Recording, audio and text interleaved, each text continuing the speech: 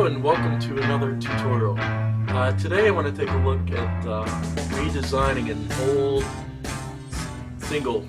Actually it's from the Kinks, and I worked on this just to clean it up a little bit. Sometimes when you look at old 45s, they're not in the best condition, and personally me on my iTouch or iPod, whatever you use, I prefer to have clean artwork just to make it look like it was yesterday. And this is exactly how I would go through to do this. Um, First, I did a search on Google for the Kinks, and of course, the song, and then I see a selection of some of the 45s for the song. I actually chose this one. I guess I liked it the most. So what I did was click on it, and then went to the original image here, and I took this and I'll go ahead and drag it in Photoshop, and I'm going to go ahead and zoom in here.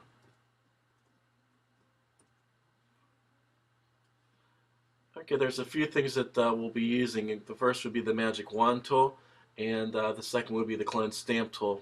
But right now I actually want to maybe take care of this orange background first. So I'm going to unlock this background here by double clicking on it, and I'm going to go ahead and create a new layer. And on this new layer we're going to want to put the orange, but first I want to go ahead and click back on my original layer and click I, which is the eyedropper tool, and I want to go ahead and click once, and you'll see right here that's the color orange that we're using. I'm going to go ahead and change that actually to the background color, and if I go to layer 1, we can go ahead and call this orange if you'd like. And what I want to do is grab the magic wand tool, and tolerance maybe about 30, 35. I'll go ahead and try and see how it works. But you actually want to be on the original layer when you're doing this. So go ahead and click this layer once, and you'll see a good area here. For the most part, it seems to cover most of the orange, so I do feel safe and comfortable. So then I'm going to go to the orange layer here, click on it once, and I'm going to hit Command Control Delete, and you'll see a better quality orange with no, no distortion or anything like that. And I'm going to go ahead and click Command D to deselect, and it looks just cleaner and crisper right now. But there's a few areas that I do want to take care of if you're looking. But to take care of that, we would have to use the clone stamp tool. I'm going to go ahead and click on the original layer here, and I'm actually going to change the opacity of this. I'm going to bring it down a little bit to maybe 25% so I can see what's going on here in the background. But I'm going to click on this original layer and go to the clone stamp tool, make it a little bit larger, and what I'm going to do is click Option. That's on Mac. I'm actually not sure what it is on Windows. Click once here, and then just drag over here and clean some of this up a bit. That's actually where the 45 was, and just go ahead and clone stamp over this particular area, and you can see a fold here. But an area I see too, I don't know if you can see it, there's a line going down, a black line. So what I'm going to do is make my clone stamp tool smaller, and I'm going to hit Option, click, and I'm going to click the top of here once, and then I'm going to click about here while holding Shift. I actually goofed there. Control Z, Command Z to undo. I'm going to hit Control here. Option here while holding down, and then I'm going to click once here, and I'm going to go to about here while holding Shift, and then that got rid of that black line that's there. So I can do that one more time. Click anywhere where the orange is, and there's just still a little bit left here. Click once, hold Shift, hold down, click again, and then it sort of got rid of that black line that we saw. And then as far as going back to the actual layer itself here, the opacity can be changed.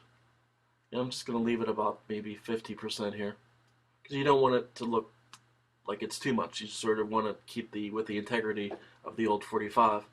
But next I want to go ahead and tackle the blacks here. And of course, you'll need to create a new layer, and we'll call this black. And if you look, it's not really a black, it's probably something like a dark gray. But once again, I'm going to go click on the original layer, click on I, select the black area here, and you see the black. And I'm going to change that to the background again.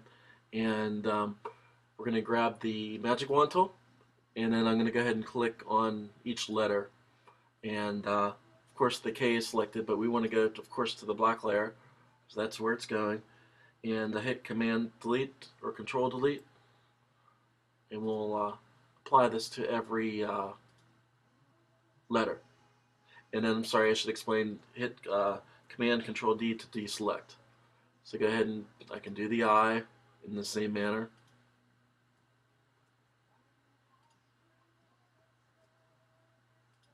Do the N. Remember, Control D to deselect. And I'll do the K.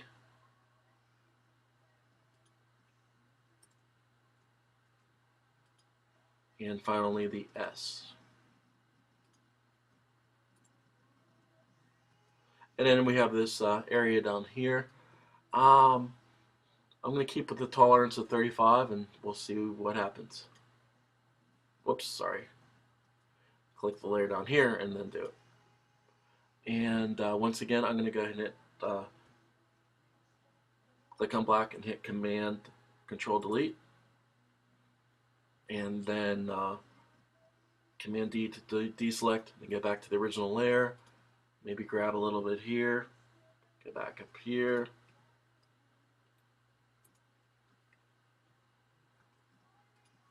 And maybe a little bit down here.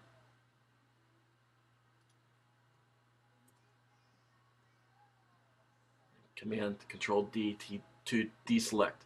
Maybe his eye area here too. Oh, sorry. We'll probably have to go actually to a lower tolerance to get that particular area right here. Try 20. 20 would be good. So once again, go to the black layer, Command Control Delete, and then you sort of got that eye area there, and then Command Control D to deselect. Try to see if there is anything else. Perhaps his eye right here. Get it 23%. There we go. That was good. So I'm going to go back to the black area here, and then hit Command Control Delete, and then Command Control D to deselect.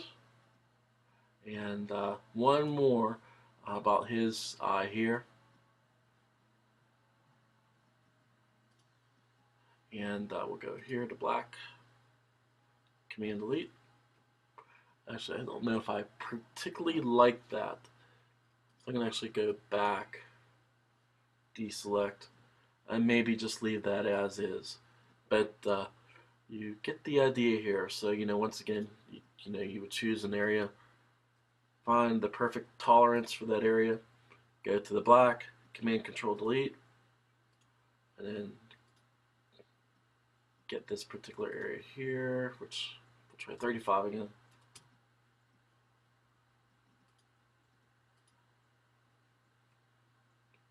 Black, Command Control Delete.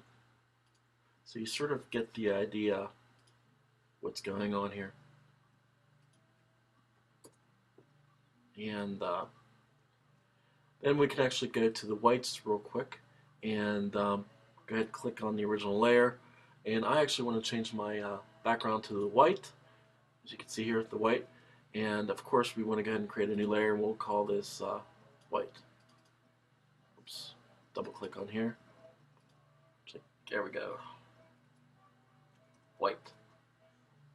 And the same thing again. I want to click on the original layer, grab the magic wand tool. I'm not sure if 35 is too much. I'm going to actually try 30 first. Yeah, 30 looks like it would work better with this. So once again, click on the U, and then get to the white level and layer, and then go to Command Delete. And then, of course, we can go back here, deselect. Maybe the 35 was good. I'm sorry.